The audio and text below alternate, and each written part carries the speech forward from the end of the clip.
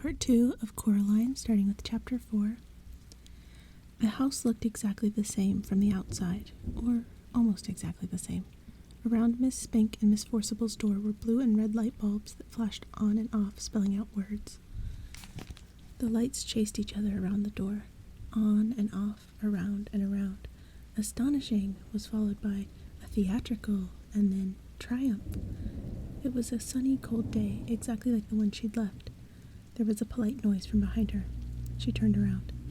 Standing on the wall next to her was a large black cat, identical to the large black cat she'd seen in the grounds at home. "Good afternoon," said the cat. Its voice sounded like a voice at the back of Coraline's head. The voice she thought words in, but a man's voice, not a girl's. "Hello," said Coraline. "I saw a cat like you in the garden at home. You must be the other cat." The cat shook its head. "No," it said. "I'm not the other anything. I'm me." It tipped its head to one side. Green eyes glinted. "You people are spread all over the place. Cats, on the other hand, keep ourselves together, if you see what I mean." "I suppose, but if you're the same cat I saw at home, how can you talk? Cats don't have shoulders, not like people do." But the cat shrugged in one smooth movement that started at the tip of its tail and ended in a raised movement of its whiskers. "I can talk." "Cats don't talk at home." "No?" said the cat. "No," said Coraline.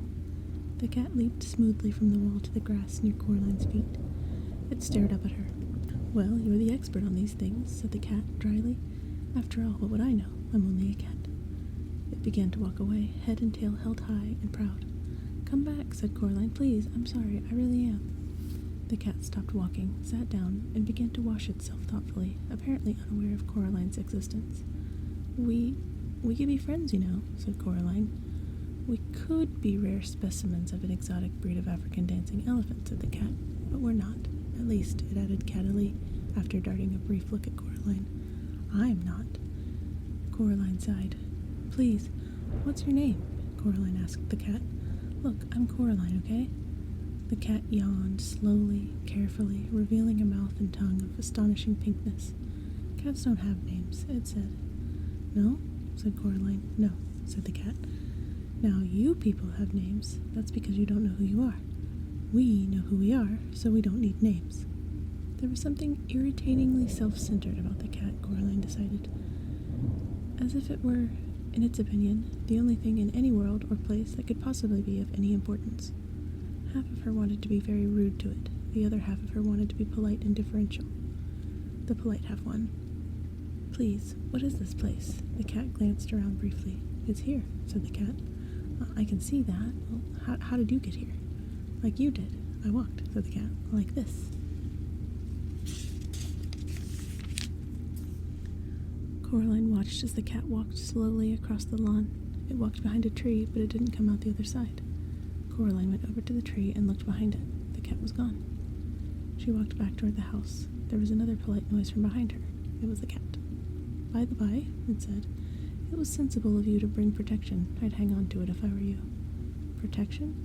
"That's what I said," said the cat. "And anyway," it paused and stared intently at something that wasn't there. Then it went down into a low crouch and moved slowly forward, 2 or 3 steps. It seemed to be stalking an invisible mouse. Abruptly, it turned tail and dashed for the woods. It vanished among the trees. Coraline wondered what the cat had meant. She also wondered whether cats could talk at all, where she came from and just chose not to, or whether they could only talk when they were here, wherever here was. She walked down the brick steps to Miss Spink's and Forcible's front door. The blue and red lights flashed on and off. The door was open just slightly. She knocked on it, but her first knock made the door swing open, and Coraline went in. She was in a dark room that smelled of dust and velvet. The door swung shut behind her, and the room was black. Coraline edged forward into a small anteroom. Her face brushed against something soft. It was cloth. She reached up her hand and pushed at the cloth. It parted. She stood blinking on the other side of the velvet curtains, in a poorly lit theater. Far away, at the edge of the room, was a high wooden stage, empty and bare, a dim spotlight shining onto it from high above. There were seats between Coraline and the stage, rows and rows of seats. She heard a shuffling noise, and a light came toward her, swinging from side to side. When it was closer, she saw that the light was coming from a flashlight being carried in the mouth of a large black Scotty dog, its muzzle gray with age. "Hello," said Coraline. The dog put the flashlight down on the floor and looked up at her. "Right, let's see your ticket," he said gruffly. "Ticket? That's what I said. Ticket? I haven't got all day, you know. You can't watch the show without a ticket." Coraline sighed. "I don't have a ticket," she admitted. "Another one," said the dog gloomily. "Come in here." "Bold as anything. Where's your ticket?" "I haven't got one. I don't know." It shook its head, then shrugged. "Come on, then." He picked up the flashlight in his mouth and trotted off into the dark. Coraline followed him. When he got near the front of the stage, he stopped and shone the flashlight onto an empty seat. Coraline sat down, and the dog wandered off. As her eyes got used to the darkness, she realized that the other inhabitants of the seats were also dogs. There was a sudden hissing noise from behind the stage. Coraline decided it was the sound of a scratchy old record being put on a record player. The hissing became the noise of trumpets, and Miss Spink and Miss Forcible came onto the stage. Miss Spink was riding a one-wheeled bicycle and juggling balls. Miss Forcible skipped behind her, holding a basket of flowers. She scattered the flower petals across the stage as she went. They reached the front of the stage, and Miss Spink leaped nimbly off the unicycle, and the two old women bowed low. All the dogs thumped their tails and barked enthusiastically. Coraline clapped politely. Then they unbuttoned their fluffy round coats and opened them. But their coats weren't all that opened. Their faces opened too, like empty shells, and out of the empty, fluffy, round bodies stepped two young women. They were thin and pale and quite pretty and had black button eyes. The new Miss Spink was wearing green tights and high brown boots that went almost all the way up her legs. The new Miss Forcible wore a white dress and had flowers in her long yellow hair. Coraline pressed back against her seat. Miss Spink went off the stage, and the noise of trumpets squealed as the gramophone needle dug its way across the record and was pulled off.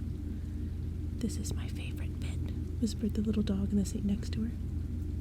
The other Miss Forcible picked a knife out of a box on the corner of the stage. "Is this a dagger that I see before me?" she asked. "Yes," shouted all of the little dogs. "It is." Miss Forcible curtsied, and all the dogs applauded again. Coraline didn't bother clapping this time. Miss Spink came back on. She slapped her thigh, and all the little dogs woofed. "And now," Miss Spink said, "Miriam and I proudly present a new and exciting addendum to our theatrical exposition. Do I see a volunteer?" The little dog next to Coraline nudged her with its front paw. "That's you," it hissed. Coraline stood up and walked up the wooden steps to the stage. "Can I have a big round of applause for the young volunteer?" said Miss Spink. The dogs woofed and squealed and thumped their tails on the velvet seats. "Now, Coraline," said Miss Spink. "What's your name?" "Coraline," said Coraline. "And we don't know each other, do we?" Coraline looked at the thin young woman with black button eyes and shook her head slowly. "Now," said the other Miss Spink, "stand over here." She led Coraline over to a board by the side of the stage and put a balloon on top of Coraline's head. Miss Spink walked over to Miss Forcible. She blindfolded Miss Forcible's button eyes with a black scarf and then put the knife into her hands. She then turned her round and round 3 or 4 times and pointed her at Coraline. Coraline held her breath and squeezed her fingers into 2 tight fists. Miss Forcible threw the knife at the balloon. It popped loudly, and the knife stuck into the board just above Coraline's head and twanged there. Coraline breathed out. The dogs went wild. Miss Spink gave Coraline a very small box of chocolates and thanked her for being such a good sport. Coraline went back to her seat. "You are very good," said the little dog. "Thank you," said Coraline.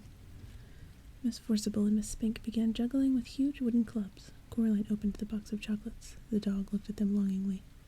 "Would you like one?" she asked the little dog. "Yes, please," whispered the dog. "Only not toffee ones. They make me drool." "I thought chocolates weren't very good for dogs," she said, remembering something Miss Forcible had once said. "Maybe where you come from," whispered the little dog. "Here, it's all we eat." Coraline couldn't see what the chocolates were in the dark. She took an experimental bite of one, which turned out to be coconut. Coraline didn't like coconut. She gave it to the dog. "Thank you," said the dog. "You're welcome," said Coraline. Miss Forcible and Miss Spink were doing some acting. Miss Forcible was sitting on a stepladder, and Miss Spink was standing at the bottom. "What's in a name?" asked Miss Forcible. "That which we call a rose by any other name would smell as sweet." "Have you got any more chocolates?" said the dog. Coraline gave the dog another chocolate. "I know not how to tell thee who I am," said Miss Spink to Miss Forcible. "This bit finishes soon," whispered the dog. "Then they start folk dancing." "How long does this go on for?" asked Coraline. "The theater." "All the time," said the dog. "Forever and always." "Here," said Coraline. "Keep the chocolates." "Thank you," said the dog. Coraline stood up. "See you soon," said the dog. "Bye," said Coraline. She walked out of the theater and back into the garden. She had to blink her eyes at the daylight. Her other parents were waiting for her in the garden, standing side by side. They were smiling. "Did you have a nice time?" asked her other mother. "It was interesting," said Coraline. The three of them walked back up to Coraline's other house. Coraline's other mother stroked Coraline's hair with her long white fingers. Coraline shook her head. "Don't do that," said Coraline. Her other mother took her hand away. "So," said her other father, "do you like it here?" "I suppose," said Coraline. "It's much more interesting than at home." They went inside. "I'm glad you like it," said Coraline's mother, "because we'd like to think that this is your home. You can stay forever and always, if you want to." Said Coraline. She put her hands in her pockets and thought about it. Her hand touched the stone that the real Miss Spink and Miss Forcible had given her the day before, the stone with the hole in it. "If you want to stay," said her other father, "there's only one little thing that we'll have to do so you can stay here forever and always." They went into the kitchen. On a china plate on the kitchen table was a spool of black cotton and a long silver needle, and beside them 2 large black buttons. "I don't think so," said Coraline. "Oh, but we want you to," said her other mother. "We want you to stay, and it's just a little thing." "It won't hurt," said her other father. Coraline knew that when grown-ups told you something wouldn't hurt, it almost always did. She shook her head. Her other mother smiled brightly, and the hair on her head drifted like plants under the sea. "We only want what's best for you," she said. She put her hand on Coraline's shoulder. Coraline backed away. "I'm going now," said Coraline. She put her hands in her pockets. Her fingers closed around the stone with the hole in it. Her other mother's hand scuttled off Coraline's shoulder like a frightened spider. "If that's what you want," she said. "Yes," said Coraline. "We'll see you soon, though," said the other father. "When you come back." Said Coraline. "And then we'll all be together as one big happy family," said her other mother. "Forever and always." Coraline backed away. She turned and hurried into the drawing room and pulled open the door in the corner. There was no brick wall there now, just darkness, a night-black underground darkness that seemed as if things in it might be moving. Coraline hesitated. She turned back. Her other mother and her other father were walking toward her, holding hands. They were looking at her with their black button eyes, or at least she thought they were looking at her. She couldn't be sure. Her other mother reached out her free hand and beckoned gently with one white finger. Her pale lips mouthed, "Come back soon," although she said nothing aloud. Coraline took a deep breath and stepped into the darkness, where strange voices whispered and distant winds howled. She became certain that there was something in the dark behind her, something very old and very slow. Her heart beat so hard and so loudly that she was scared it would burst out of her chest.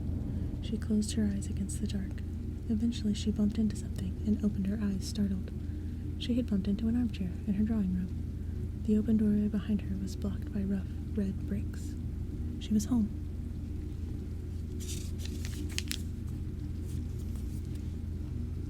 Coraline locked the door of the drawing room with the cold black key. She went back into the kitchen and climbed onto the chair. She tried to put the bunch of keys back on top of the doorframe again. She tried 4 or 5 times before she was forced to accept that she just wasn't big enough, and she put them down on the counter next to the door. Her mother still hadn't returned from her shopping expedition. Coraline went to the freezer and took out a spare loaf of frozen bread from the bottom compartment. She made herself some toast with jam and peanut butter. She drank a glass of water. She waited for her parents to come back. When it began to get dark, Coraline microwaved herself a frozen pizza. Then Coraline watched television. She wondered why grown-ups gave themselves all the good programs with all the shouting and running around. After a while she started yawning. Then she undressed, brushed her teeth, and put herself to bed. In the morning she went into her parents' room, but their bed hadn't been slept in, and they weren't around. She ate canned spaghetti for breakfast. For lunch she had a block of cooking chocolate and an apple. The apple was yellow and slightly shriveled, but it tasted sweet and good. For tea she went down to see Miss Spink and Miss Forcible. She had 3 digestive biscuits, a glass of limeade, and a cup of weak tea. The limeade was very interesting. It didn't taste anything like limes. It tasted bright green and vaguely chemical. Coraline liked it enormously. She wished they had it at home. "How are your dear mother and father?" asked Miss Spink.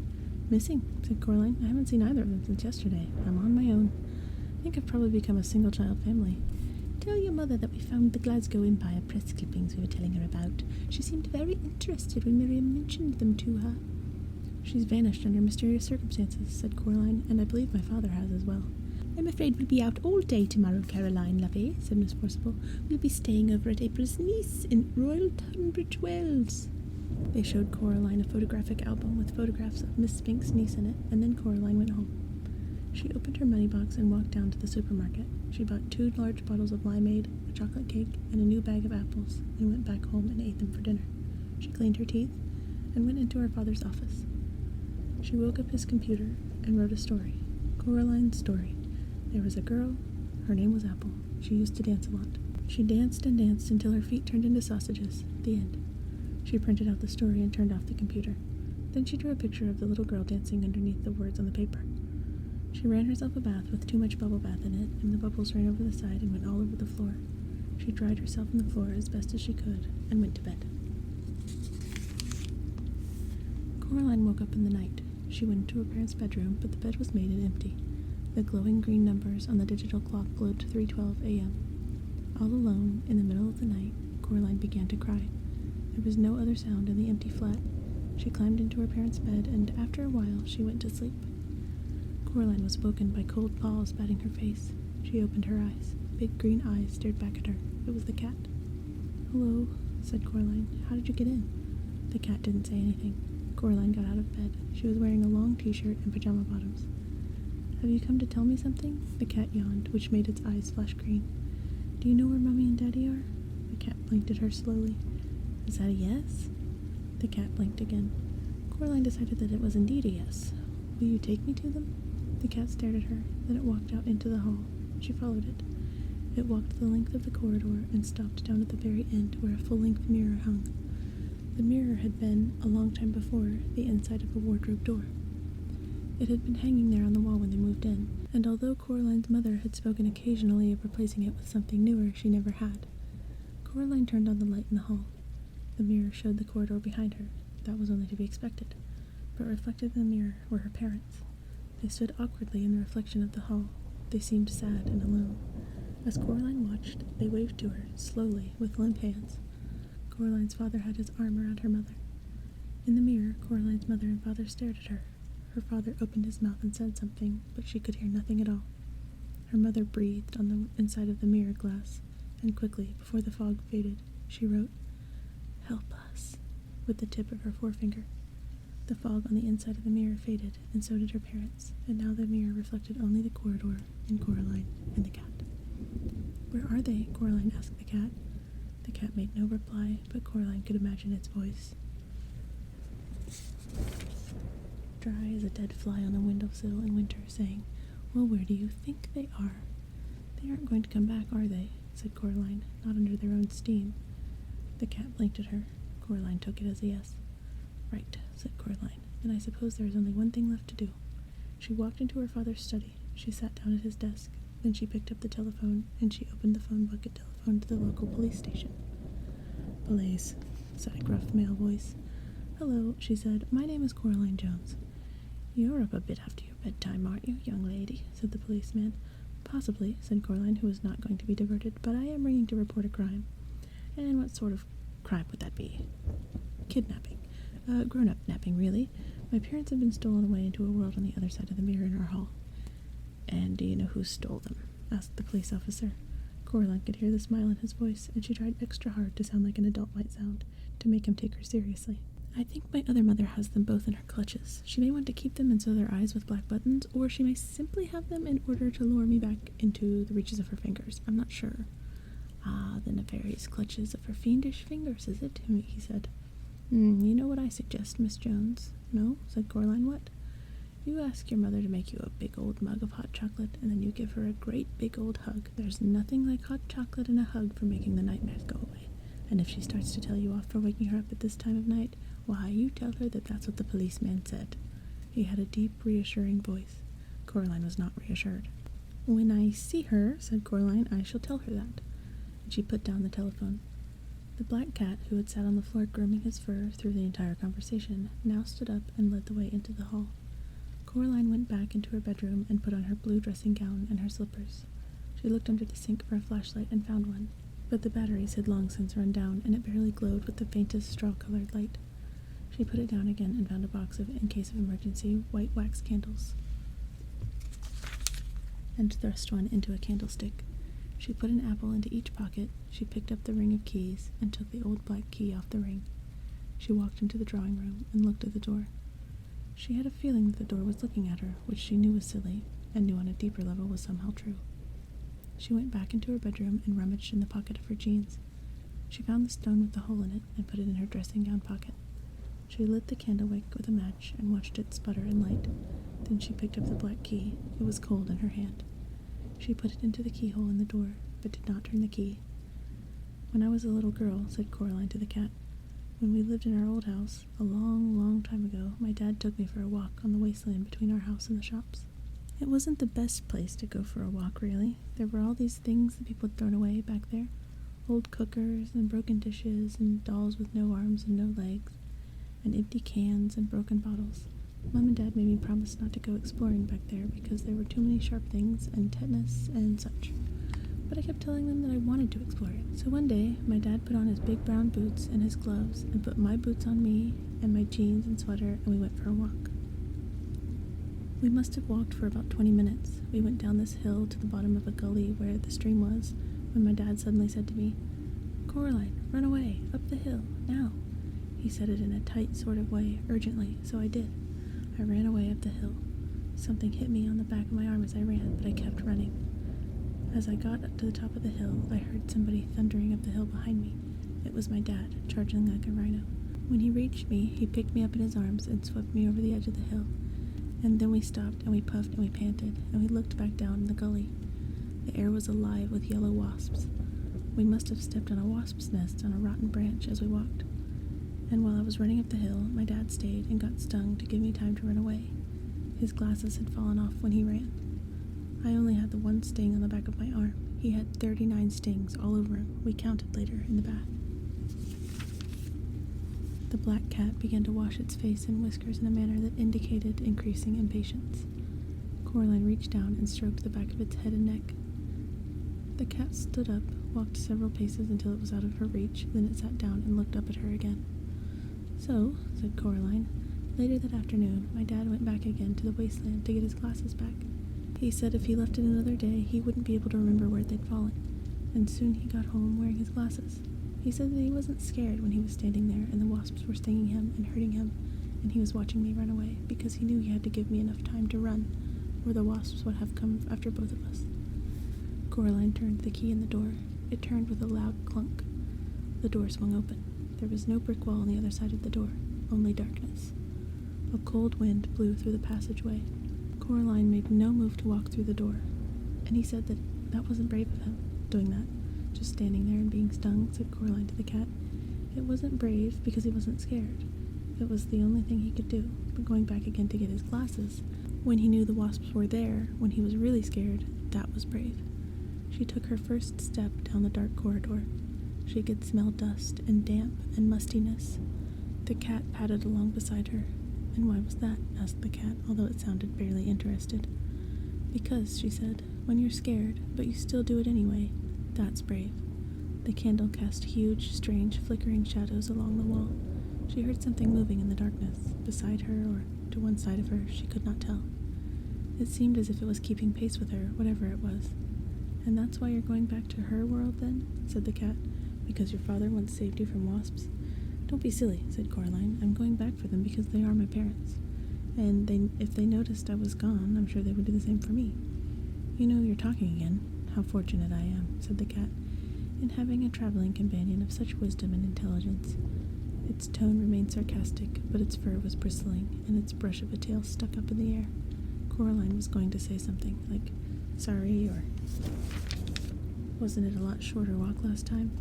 when the candle went out, as suddenly as if it had been snuffed by someone's hand. There was a scrabbling and a pattering, and Coraline could feel her heart pounding against her ribs. She put out one hand and felt something wispy, like a spider's web, brush her hand and face. At the end of the corridor, the electric light went on, blinding after the darkness. A woman stood silhouetted by the light, a little ahead of Coraline. "Coraline, darling," she called. "Mom," said Coraline, and she ran forward, eager and relieved. "Darling," said the woman, "why ever did you run away from me?"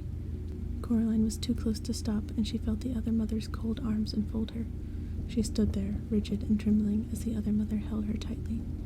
"Where are my parents?" Coraline asked. "We're here," said her other mother in a voice so close to her real mother's that Coraline could scarcely tell them apart. "We're here. We're ready to love you and play with you and feed you and make your life interesting." Coraline pulled back, and the other mother let her go with reluctance. The other father, who had been sitting in a chair in the hallway, stood up and smiled. "Come on into the kitchen," he said. "I'll make us a midnight snack. And you'll want something to drink. Hot chocolate, perhaps?"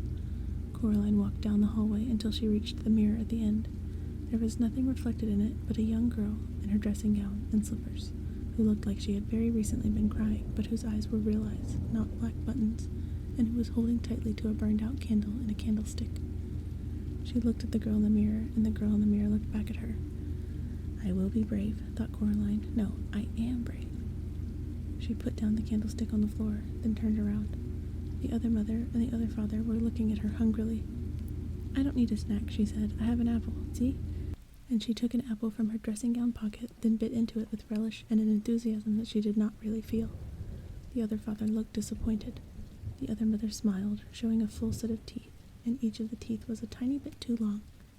The lights in the hallway made her black button eyes glitter and gleam. "You don't frighten me," said Coraline, although they did frighten her very much. "I want my parents back." The world seemed to shimmer a little at the edges. "Whatever would I have done with your old parents? If they have left you, Coraline, it must be because they became bored with you, or tired. Now I will never become bored with you, and I will never abandon you. You will always be safe here with me." The other mother's wet-looking black hair drifted around her head, like tentacles of a creature in the deep ocean. "They weren't bored of me," said Coraline. "You're lying. You stole them." "Silly, silly Coraline. They are fine wherever they are." Coraline simply glared at the other mother. "I'll prove it," said the other mother, and brushed the surface of the mirror with her long white fingers. It clouded over, as if a dragon had breathed on it, and then it cleared. In the mirror, it was daytime already. Coraline was looking at the hallway, all the way down to her front door. The door opened from the outside, and Coraline's mother and father walked inside. They carried suitcases. "That was a fine holiday," said Coraline's father. "How nice is it not to have Coraline anymore," said her mother with a happy smile. "Now we can do all the things we always wanted to do, like go abroad, but we're prevented from doing by having a little daughter." "And," said her father, "I take great comfort in knowing that her other mother will take better care of her than we ever could." The mirror fogged and faded and reflected the night once more. "See?" said her other mother. "No," said Coraline, "I don't see, and I don't believe it either." She hoped that what she had just seen was not real, but she was not certain as she sounded. There was a tiny doubt inside her, like a maggot in an apple core. Then she looked up and saw the expression on her other mother's face, a flash of real anger, which crossed her face like summer lightning, and Coraline was sure in her heart that what she had seen in the mirror was no more than an illusion. Coraline sat down on the sofa and ate her apple. "Please," said her other mother, "don't be difficult." She walked into the drawing room and clapped her hands twice. There was a rustling noise, and a black rat appeared. It stared up at her. "Bring me the key," she said. The rat chittered, then it ran through the open door that led back to Coraline's own flat. The rat returned, dragging the key behind it. "Why don't you have your own key on this side?" asked Coraline.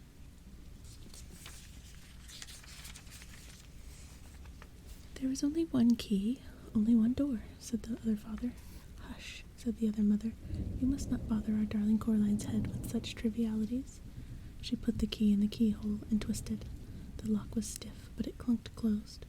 She dropped the key into her apron pocket. Outside, the sky had begun to lighten to a luminous gray. "If we aren't going to have a midnight snack," said the other mother, "we still need our beauty sleep. I am going back to bed. Coraline, I would strongly suggest that you do the same." She placed her long white fingers on the shoulders of the other father and walked him out of the room. Coraline walked over to the door at the far corner of the drawing room. She tugged on it, but it was tightly locked. The door of her other parents' bedroom was now closed.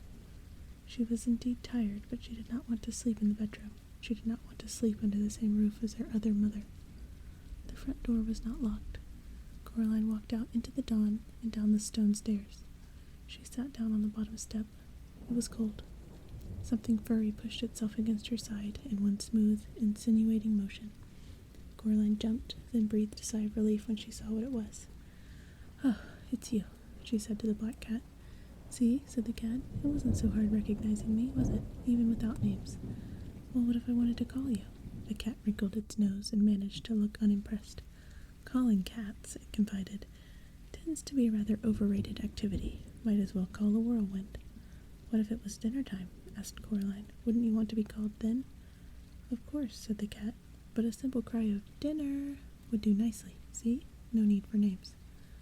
"Why does she want me?" Coraline asked the cat. "Why does she want me to stay here with her?" "She wants something to love, I think," said the cat. "Something that isn't her. She might want something to eat as well. It's hard to tell with creatures like this." "Do you have any advice?" asked Coraline. The cat looked as if it were about to say something else sarcastic. Then it flicked its whiskers and said, "Challenge her. There's no guarantee she'll play fair, but her kind of thing loves games and challenges." "What kind of thing is that?" asked Coraline. The cat made no answer, simply stretched luxuriantly and walked away. Then it stopped and turned and said, "I'd go inside if I were you. Get some sleep. You have a long day ahead of you." And then the cat was gone. Still, Coraline realized it had a point.